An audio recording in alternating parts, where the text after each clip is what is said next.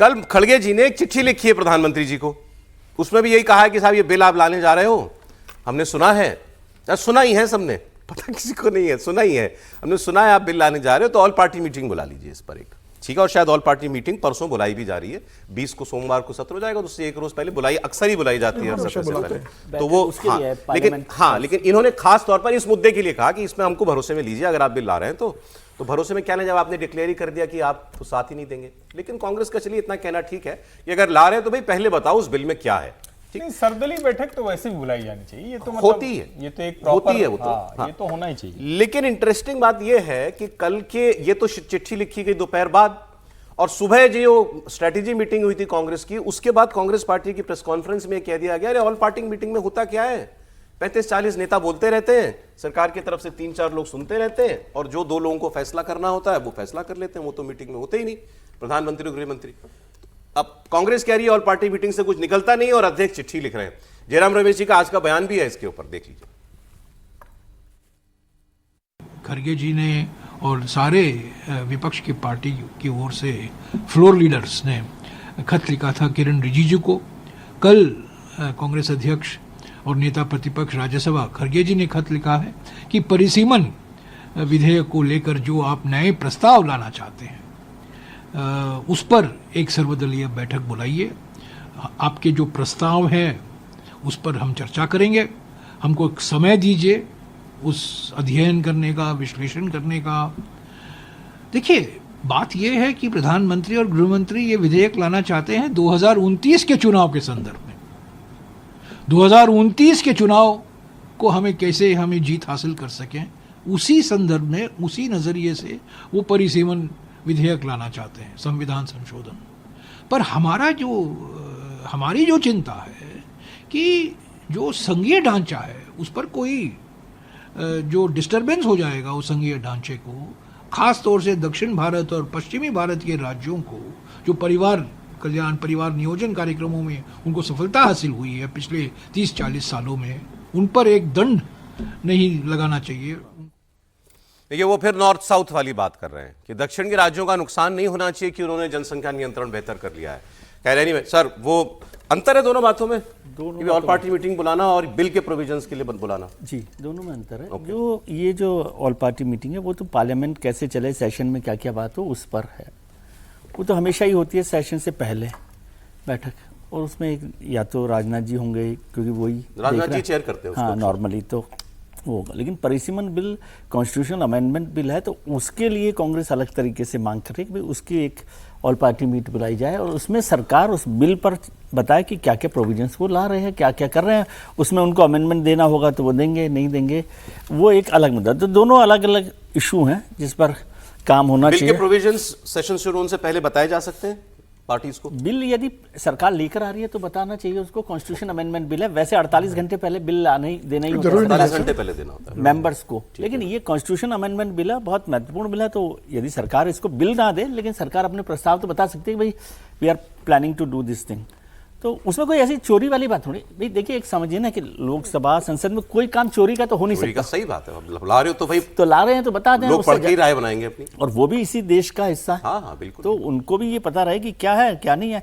जयराम रमेश जो चिंता करे थे, तो मुझे लगा वो बात को शायद थोड़ा अलग तरीके से बोला। उन्होंने कहा कि हमारी चिंता ये है कि हमारे दल छोड़ के जा रहे हैं, ऐसा नहीं बोला उन्होंने, मुझे ऐसा लगा सहयोगी दल छोड़। लेकिन सर मुझे बताएं, यही ठीक है, ये तो पार्लियामेंटरी प्रोसीजर का हिस्सा है कि आप बताओगे भाई ये इसमें प्रोसीजर है, कोई चोरी से थोड़ी पास करा लोगे। मगर वो कांग्रेस तो पहले से ही कह चुकी, बिना बिल आए कह चुकी कि हम नहीं पास होने देंगे। ये भी तो बात करें ना।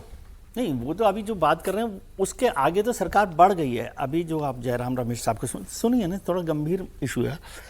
वो जयराम रमेश बोल रहे हैं कि ये नॉर्थ साउथ डिवाइड की बात है और परिवार नियोजन कार्यक्रम को लेकर, तो ये बात तो पिछले ज़माने की हो गई। उसके बाद तो होम मिनिस्टर ने कह दिया, सरकार ने कह दिया कि हम 50% जो है ना यूनिफॉर्म तरीके से बढ़ा रहे हैं। तो 50% जब सीटें बढ़ा रहे हैं यूनिफॉर्म तरीके से, तो उसमें परिवार नियोजन, छोटी आबादी, कम आबादी, ये तो इशू ही नहीं रहा, नॉन इशू हो गया। अब कल जो कांग्रेस कर रही थी कि एब्सोल्यूट मेजॉरिटी का जो एब्सोल्यूट गैप है वो फर्क है, तो उस पर बात करें सरकार से कि भाई एब्सोल्यूट गैप को हम क्या करेंगे क्या नहीं करेंगे। ये वाला तो इशू ही नहीं बचा ना। लेकिन एब्सोल्यूट गैप अलग चीज़ होती है, नॉर्थ साउथ से पॉलिटिक्स चलती है। लेकिन वो एब्सोल्यूट गैप से भी मुझे लगता है सर बात आगे जा चुकी है, वो 50% पे ही है बात, 50% इंक्रीज। 50% इंक्रीज से एब्सोल्यूट गैप में फर्क आता है ना। मैं कह रहा हूँ वो आप ठीक कह रहे हैं, लेकिन सरकार उस चक्कर में नहीं फंस रही है। नहीं, सरकार नहीं फंस रही। मैं कह रहा हूं कि कांग्रेस का इशू वो होना चाहिए ना। अब नॉर्थ साउथ पे कहां आ रहे, नॉर्थ साउथ से तो निकल गई ना। हाँ, सरकार 50% पर लगता है उस सरकार को कि हम मना लेंगे, हर राज्य में 50%। मुझे लगता है वो मना ही लेंगे उस पर। अगर जनसंख्या के आधार पर होगा तो एब्सोल्यूट गैप बहुत बढ़ जाएगा। सरकार उसको संतुलित कर रही है। दूसरा जो बार बार परिवार नियोजन खत्म हो गया ना। हाँ वो खत्म, लेकिन फिर जो परिवार नियोजन करें, ये मुसलमानों के इतने विरोधी क्यों हैं? ज्यादा बच्चे तो मुसलमान पैदा करता है, ये तो स्वाभाविक कहा, मतलब तथ्य है ना। अब तो ये नहीं है बात, क्योंकि बार बार CFR की बात करते हैं। अरे सर, इससे कहानी बहुत आगे चली गई। नहीं, चूंकि वो कह रहे हैं इसलिए देखिए, ये तो नंबर 2/3 हुए। ये मैंने आपको जितने बिल बताए, ज्यादातर में 2/3 की जरूरत पड़ेगी। 2/3 सरकार ऐसा करेगी सर। मैं एक बताऊं स्ट्रेटेजी, आप जो कह रहे हैं इसमें से 5 बिल सरकार अभी लेकर आ रही है, जिसमें ये 131 जो अमेंडमेंट बिल है कॉन्स्टिट्यूशन का, जिसमें 30 दिन पर वो जेल भेजने 130 तो वो लेकर आ जाएगी। उससे क्या होगा, वाटर टेस्टिंग हो जाएगी सरकार की। पहले ले आएगी हाँ, तो उससे समर्थन में आ जाएगा जब वहां पर बिल पास हो जाएगा। सर मैं कह रहा हूं इन सबसे आगे बात चली गई। वन नेशन वन इलेक्शन पर बहुत बड़ी खबर आई है, उसमें बताएं सर। पीपी चौधरी जी जो इसके लिए जो जेपीसी बनी है उसके अध्यक्ष हैं, अब वो 10 राज्यों में जाकर के राय मशवरा कर चुके हैं ऑलरेडी। उन्होंने कल एक बहुत बड़ा स्टेटमेंट दिया है, लोडेड स्टेटमेंट। उन्होंने कहा इलेक्शन कमीशन ने हमको ये बता दिया है कि अगर हमको 6 महीने भी मिल जाएं, आप बिल पास करा के हमको बस 6 महीने दे दीजिए, हम पूरे देश का चुनाव एक साथ करा देंगे। लोकसभा का और सारी विधानसभाओं का चुनाव हम 6 महीने में एक साथ तैयारी करके करा सकते हैं।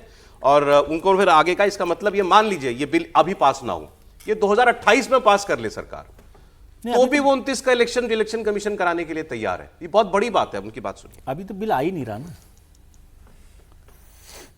पीपी चौधरी जी का स्टेटमेंट देखिए, वन नेशन वन इलेक्शन का हमारा काम है पार्लियामेंट को रिपोर्ट देना, बिल को एग्जामिन करना और हमारी रिकमेंडेशन पार्लियामेंट को देना। ये पार्लियामेंट का काम है। अगर पार्लियामेंट 2028 में एक्सेप्ट कर लेती है तो 2029 से वन नेशन वन इलेक्शन लागू हो जाएगा। स्वीकार करने के बाद में तो कोई रखने का कोई तुक ही नहीं। जो पक्ष बोलता है, जो अगर मान लो मोदी जी चाहते हैं कि बड़ा रिफॉर्म हो और उनके खाते में जाता है, अगर मान लो, तो अगर कोई अगर कहता तो कैसे तानाशाही बढ़ेगी? क्या उस समय जब देश में आजाद हुआ 1952 से 1967 तक 4 चुनाव, जनरल चुनाव लोकसभा और विधानसभा के साथ हुए, क्या उस समय कांग्रेस की तानाशाही थी क्या? उसके बाद में 8 विधानसभा को उन्होंने 68 में बंद किया, क्योंकि लोकसभा के चुनाव के साथ कराने का। क्या वो तानाशाही के लिए क्या था? जब हम बात कर रहे हैं महिला आरक्षण, delimitation, one nation one election पर मामला आगे बढ़ गया। और हमारी जानकारी जो है वो ये कि अगर कमेटी को, जैसे उन्होंने कहा चुनाव आयोग 6 महीने में कराने के लिए तैयार है, ये 15 दिन में रिपोर्ट देने के लिए तैयार है। मेरी भी यही जानकारी है कि कमेटी जो है वो इस विंटर, ये जो मॉनसून सेशन है उसमें वो टेबल कर देंगे और सरकार इस पर बहुत गंभीर है। ये जितने बिल यदि आप देख रहे हैं, अब देखने की हर लोगों की अपनी अपनी दृष्टि होती है।